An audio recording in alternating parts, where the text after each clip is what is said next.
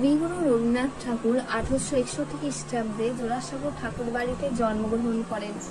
তিনি ছিলেন ঔপন্যাসিক, সঙ্গীত স্রষ্টা, নাট্যকার, চিত্রকর, প্রাবন্ধিক ও ছোট গল্পকার। উপন্যাস, কবিতার পাশাপাশি ছোট গল্পেও তার অবদান অপরিসীম। তাকে বিশ্বকবি এবং কবিগুরু উপাধি দেওয়া হয়েছিল। শুরু করি আমার আজকের নিবেদন রবীন্দ্রনাথ ঠাকুরের এক রাত্রি গল্প। এই গল্পটি নেওয়া হয়েছে রবীন্দ্রনাথ ঠাকুরের গল্পগুচ্ছ থেকে। সুরবালার সঙ্গে একত্রে পাঠশালায় গিয়াছি এবং বউ বউ খেলিয়াছি। তাহাদের বাড়িতে গেলে সুরবালার মা আমাকে বড় যত্ন করিতেন এবং আমাদের দুজনকে একত্র করিয়া আপনা আপনি বলা বলি করিতেন। আহা, দুটিতে বেশ মানায়। ছোট ছিলাম, কিন্তু কথাটার অর্থ একরকম বুঝিতে পারিতাম। সুরবালার প্রতি যে সর্বসাধারণের অপেক্ষা আমার কিছু বিশেষ দাবি ছিল, সে ধারণা আমার মনে বদ্ধমূল হইয়া গিয়াছিল। সেই অধিকার মদে মত্ত হইয়া তাহার প্রতি যে আমি শাসন এবং উপদ্রব না করিতাম তাহা নহে, সেও সহিষ্ণুভাবে আমার সকল রকম ফরমাস কাটিত এবং শাস্তি বহন করিত। পাড়ায় তাহার রূপের প্রশংসা ছিল, কিন্তু বর্বর বালকের চোখে সে সৌন্দর্যের কোনো গৌরব ছিল না। আমি কেবল জানিতাম সুরবালা আমারই প্রভুত্ব স্বীকার করিবার জন্য পিতৃগৃহে জন্মগ্রহণ করিয়াছে, এই জন্য সে আমার বিশেষ রূপ অবহেলার পাত্র। আমার পিতা চৌধুরী জমিদারের নায়েক ছিলেন। তাহার ইচ্ছা ছিল আমার হাতটা পাকিলেই আমাকে জমিদারি সেরেস্তার কাজ শিখাইয়া একটা কোথাও গোমস্তাগিরিতে প্রবৃত্ত করাইয়া দেবেন, কিন্তু আমি মনে মনে তাহাতে নারাজ ছিলাম। আমাদের পাড়ার নীলরতন যেমন কলিকাতায় পালাইয়া লেখাপড়া শিখিয়া কালেক্টর সাহেবের নাজির হইয়াছে, আমারও জীবনের লক্ষ্য সেইরূপ অতুচ্ছ ছিল। কালেক্টরের নাজির না হইতে পারি তো জজ আদালতের হেড ক্লার্ক হইব, ইহা আমি মনে মনে নিশ্চয় স্থির করিয়া রাখিয়াছিলাম। সর্বদাই দেখিতাম আমার বাপ উক্ত আদালতজীবীদিগকে অত্যন্ত সম্মান করিতেন।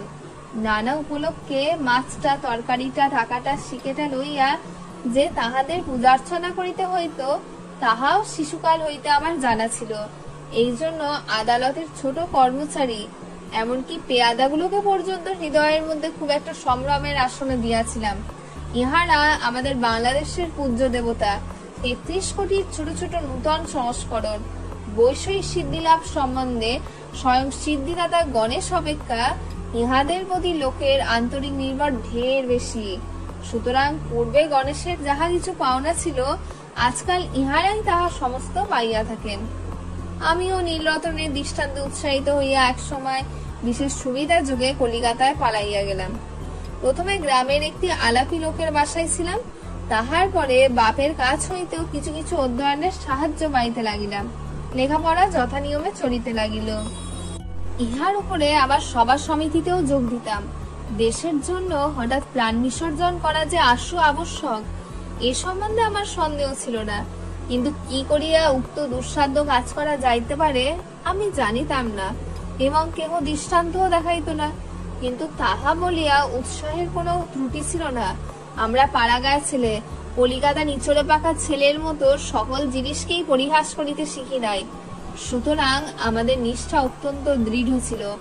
আমাদের সবার কর্তৃপক্ষীয়রা বক্তৃতা দিতেন, আর আমরা সাদার খাতা লইয়া না খাইয়া দুপুর রৌদ্রে টোটো করিয়া বাড়ি বাড়ি ভিক্ষা করিয়া বেড়াইতাম।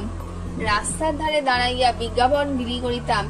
সভাস্থলে গিয়া বেঞ্চ চৌকি সাজাইতাম। দলপতির নামে কেহ একটা কথা বলিলে কোমর বাঁধিয়া মারামারি করতে উদ্যত হইতাম। শহরের ছেলেরা এইসব লক্ষণ দেখে আমাদিগকে বাঙাল বলিত। নাজির সেরেস্তাদার হইতে আসিয়াছিলাম, কিন্তু মার্সিনি গাড়িবল্লি হইবার আয়োজন করিতে লাগিলাম। এমন সময় আমার পিতা এবং সুরবালার পিতা একমত হইয়া সুরবালার সহিত আমার বিবাহের জন্য উদ্যোগী হইলেন। আমি 15 বৎসরের সময় কলিকাতা পালাইয়া আসি। তখন সুরবালার বয়স 8, এখন আমি 18। পিতার মতে আমার বিবাহের বয়স ক্রমে উত্তীর্ণ হইয়া যাইতেছে, কিন্তু এদিকে আমি মনে মনে প্রতিজ্ঞা করিয়াছি আজীবন বিবাহ না করিয়া স্বদেশের জন্য মরিব।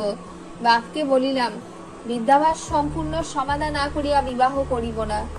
2-4 মাসের মধ্যে খবর পাইলাম উকিল রামলোচন বাবুর সহিত সুরবালার বিবাহ হইয়া গিয়াছে। কথিত ভারতের চাঁদা আদায় কার্যে ব্যস্ত ছিলাম। এ সংবাদ অত্যন্ত তুচ্ছ বোধ হইল। এন্ট্রান্স পাস করিয়াছি, ফার্স্ট আর্টস দিব, এমন সময় পিতার মৃত্যু হইল। সংসারে কেবল আমি একা নই, মাতা এবং দুটি ভগিনী আছেন। সুতরাং কলেজ ছাড়িয়া কাজের সন্ধানে ফিরিতে হইল। বহু চেষ্টায় নোয়াখালী বিভাগের একটা ছোট শহরে এন্ট্রান্স স্কুলের সেকেন্ড মাস্টারি পদ প্রাপ্ত হইলাম। মনে করিলাম আমার উপযুক্ত কাজ পাইয়াছি।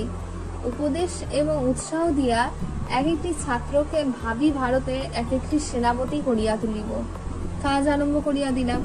দেখিলাম ভাবি ভারতবর্ষ অপেক্ষা আসন্ন এক্সামিনের তারা ঢের বেশি।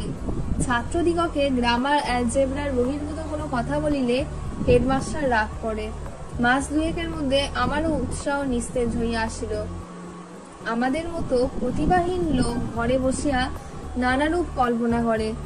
অবশেষে কার্যক্ষেত্রে নামিয়া ঘাড়ে লাঙল বহিয়া পশ্চাৎ হইতে লেজমলা খাইয়া নতশিরে সহিষ্ণুভাবে প্রাত্যহিক মাটি ভাঙার কাজ করিয়া সন্ধ্যাবেলার এক পেট জাবড়া খাইতে পাইলেই সন্তুষ্ট থাকে। লম্ফে ঝম্পে আর উৎসাহ থাকে না। অগ্নিদাহের আশঙ্কায় একজন করিয়া মাস্টার স্কুলের ঘরেতেই বাস করিত।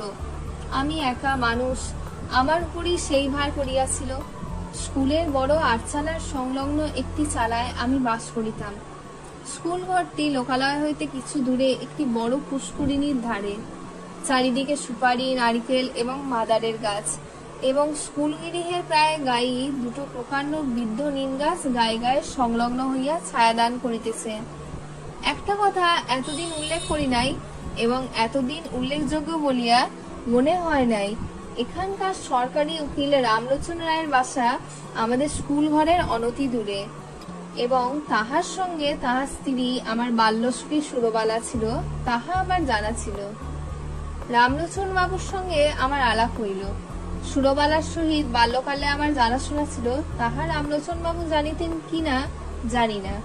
আমিও নূতন পরিচয়ে সে সম্বন্ধে কোনো কথা বলার সঙ্গত বোধ করিলাম না, এবং সুরবালার যে কোনো কালে আমার জীবনের সঙ্গে কোনরূপে জড়িত ছিল সে কথা আমার ভালো করিয়া মনে উদয় হইল না। একদিন ছুটির দিনে রামলোচন বাবুর বাসায় তাহার সহিত সাক্ষাৎ করিতে গিয়াছি। মনে নাই কি বিষয়ে আলোচনা হইতেছিল, বোধ করি বর্তমান ভারতবর্ষের দুরবস্থা সম্বন্ধে। তিনি যে সেজন্য বিশেষ চিন্তিত এবং ম্রিয়মাণ ছিলেন তাহা নহে, কিন্তু বিষয়টা এমন যে তামাক টানিতে টানিতে এ সম্বন্ধে ঘণ্টাখানিক দেরে অনর্গল শখের দুঃখ করা যাইতে পারে। এমন সময় পাশের ঘরে অত্যন্ত মৃদু একটু চুরির টুংটাং, কাপড়ের একটুখানি খসখস এবং পায়ের একটুখানি শব্দ শুনিতে পাইলাম। বেশ বুঝিতে পারিলাম জানালার ফাঁক দিয়া কোনো কৌতূহলপূর্ণ নেত্র আমাকে নিরীক্ষণ করিতেছে। তৎক্ষণাৎ দুখানি চোখ আমার মনে পড়িয়া গেল। বিশ্বাস, সরলতা এবং শৈশব প্রীতিতে ঢলঢল দুখানি বড় বড় চোখ, কালো কালো তারা, ঘন কৃষ্ণ পল্লব, স্থির স্নিগ্ধ দৃষ্টি। সহসা হৃৎপিণ্ডকে কে যেন একটা কঠিন মুষ্টির দ্বারা চাপিয়া ধরিল এবং বেদনায় ভিতরটা টন টন করিয়া উঠিল। বাসায় ফিরিয়া আসিলাম, কিন্তু সেই ব্যথা লাগিয়া রহিল। লিখি, পড়ি, যাহা করি কিছুতেই মনের ভার দূর হয় না। মনটা সহসা একটা বৃহৎ বোঝার মতো হইয়া বুকের শিরা ধরিয়া দুলিতে লাগিল। সন্ধ্যাবেলায় একটু স্থির হইয়া ভাবিতে লাগিলাম, এমনটা হইল কেন? মনের মধ্যে হইতে উত্তর আসিল, তোমার সে সুরবালা কোথায় গেল? আমি প্রত্যুত্তরে বলিলাম, আমি তো তাহাকে ইচ্ছা করিয়া ছাড়িয়া দিয়াছি, সে কি চিরকাল আমার জন্য বসিয়া থাকিবে?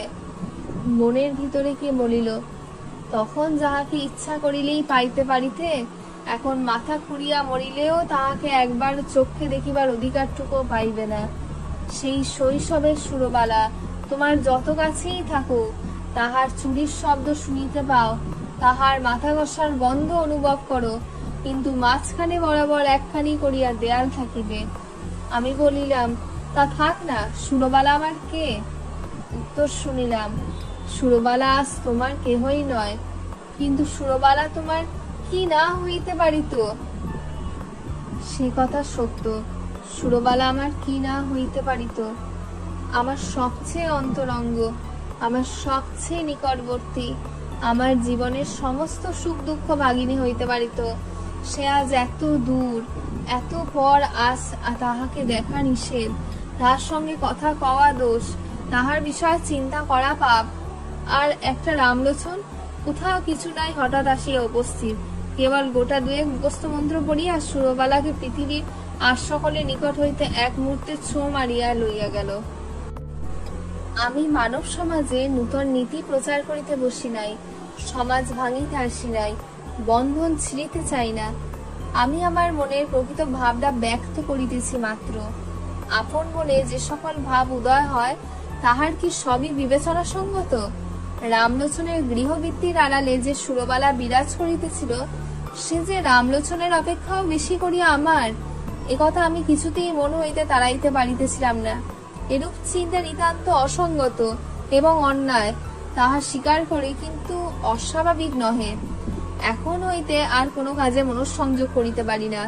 দুপুর বেলায় ক্লাসে যখন ছাত্ররা গুনগুন করিতে থাকিত, বাহিরে সমস্ত ঝাঁঝা করিত, ঈষৎ উত্তপ্ত বাতাসে নিম গাছের পুষ্পমঞ্জুরির সুগন্ধ বহন করিয়া আনিত, তখন ইচ্ছা করিত, কি ইচ্ছা করিত জানি না, এই পর্যন্ত বলিতে পারি, ভারতবর্ষের এই সমস্ত ভাবী আশাস্পদ দিকের ব্যাকরণের ভ্রম সংশোধন করিয়া জীবনযাপন করিতে ইচ্ছা করিত না।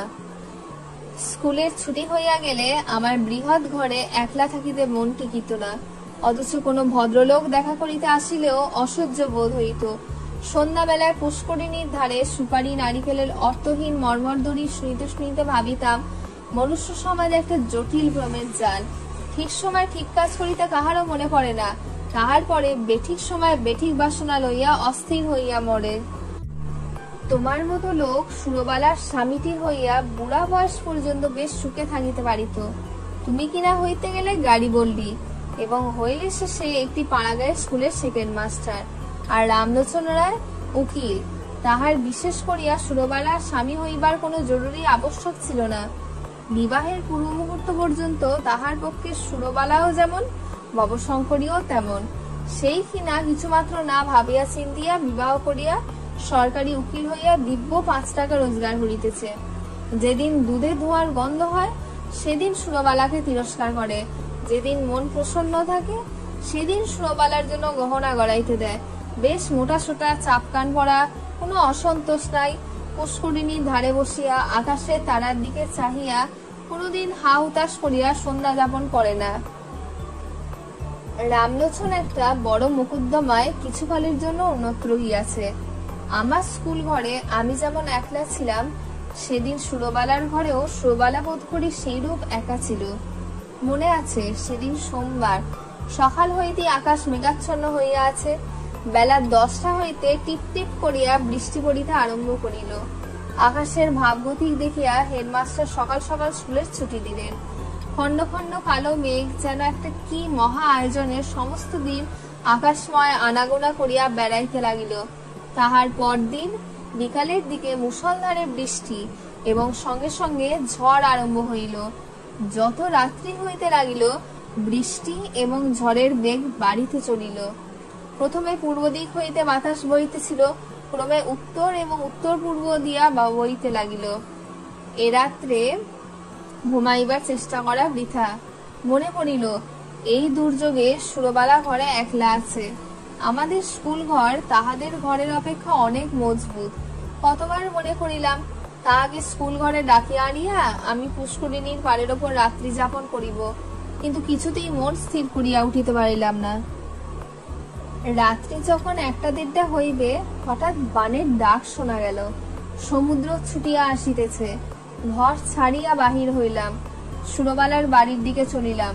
পথে আমাদের পুষ্করিণীর পার। সে পর্যন্ত যাইতে না যাইতে আমার হাঁটু জল হইল। পাড়ের ওপর যখন উঠিয়া দাঁড়াইলাম, তখন দ্বিতীয় আরেকটা তরঙ্গ আসিয়া উপস্থিত হইল। আমাদের পুকুরের পাড়ের একটা অংশ প্রায় 10-11 হাত উচ্চ হইবে। পাড়ের উপরে আমিও যখন উঠিলাম, বিপরীত দিক হইতে আরেকটি লোকও উঠিল। লোকটিকে তাহা আমার সমস্ত অন্তরাত্মা, আমার মাথা হইতে পা পর্যন্ত বুঝিতে পারিল, এবং সেও যে আমাকে জানিতে পারিল, তাহাতে আমার সন্দেহ নাই। আর সমস্ত জলমগ্ন হইয়া গেছে। কেবল হাত পাত 6 দ্বীপের ওপর আমরা দুটি প্রাণী আসিয়া দাঁড়াইলাম। তখন প্রলয়কাল, তখন আকাশে তারার আলো ছিল না এবং পৃথিবীর সমস্ত প্রদীপ নিভিয়া গেছে। তখন একটা কথা বলিলেও ক্ষতি ছিল না, কিন্তু একটা কথাও বলা গেল না। কেহ কাহাকেও একটা কুশল প্রশ্নও করিল না। কেবল দুইজনে অন্ধকারের দিকে চাহিয়া রহিলাম। পদতলে গাঢ় কৃষ্ণবর্ণ উন্মত্ত মৃত্যুস্রোত গর্জন করিয়া ছুটিয়া আসিল। আজ সমস্ত বিশ্ব সংসার ছাড়িয়া সুরবালা আমার কাছে আসিয়া দাঁড়াইয়াছে। আজ আমি ছাড়া সুরবালার আর কেহ নাই। কবেকার সেই শৈশবে সুরবালা কোন এক জন্মান্তর, কোন এক পুরাতন রহস্যান্ধকার হইতে ভাসিয়া এই সূর্য চন্দ্রালোকিত লোক পরিপূর্ণ পৃথিবীর উপরে আমারই পার্শ্বে আসিয়া সংলগ্ন হইয়াছিল। আর আজ কতদিন পরে সেই আলোকময় লোকময় পৃথিবী ছাড়িয়া এই ভয়ঙ্কর জনশূন্য প্রলয়ান্ধকারের মধ্যে সুরবালা একাকিনী আমারই পার্শ্বে আসিয়া উপনীত হইয়াছে। জন্মস্রোতে সেই নবকলিকাকে আমার কাছে আনিয়া ফেলিয়াছিল। মৃত্যুস্রোতে সেই বিকশিত পুষ্পটিকে আমারই কাছে আনিয়া ফেলিয়াছে। এখন কেবল আর একটা ঢেউ আসলেই পৃথিবীর এই প্রান্তটুকু হইতে, বিচ্ছেদের এই বৃন্তটুকু হইতে খসিয়া আমরা দুজনে এক হইয়া যাই।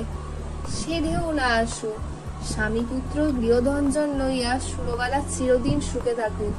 আমি এই এক রাত্রে মহাপ্রলয়ের তীরে দাঁড়াইয়া অনন্ত আনন্দের আস্বাদ পাইয়াছি।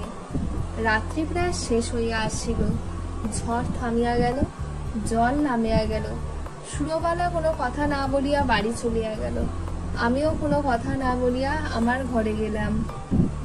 ভাবিলাম আমি নাজিরও হই নাই, সেরেস্তাদারও হই নাই, গাড়ি বললিও হই নাই। আমি এক ভাঙা স্কুলের সেকেন্ড মাস্টার। আমার সমস্ত ইহজীবনে কেবল ক্ষণকালের জন্য একটি অনন্ত রাত্রির উদয় হইয়াছিল। আমার পরমায়ুর সমস্ত দিন রাত্রির মধ্যে সে একটিমাত্র রাত্রি আমার তুচ্ছ জীবনের একমাত্র চরম সার্থকতা। গল্প পাঠে অঙ্কিতা। কেমন লাগলো কমেন্টে অবশ্যই জানিও। চ্যানেলটি ভালো লেগে থাকলে অতি অবশ্যই লাইক, শেয়ার এবং সাবস্ক্রাইব করে দিও। তোমাদের সহযোগিতা ও ভালোবাসা আমাদের কাছে একান্ত কাম্য।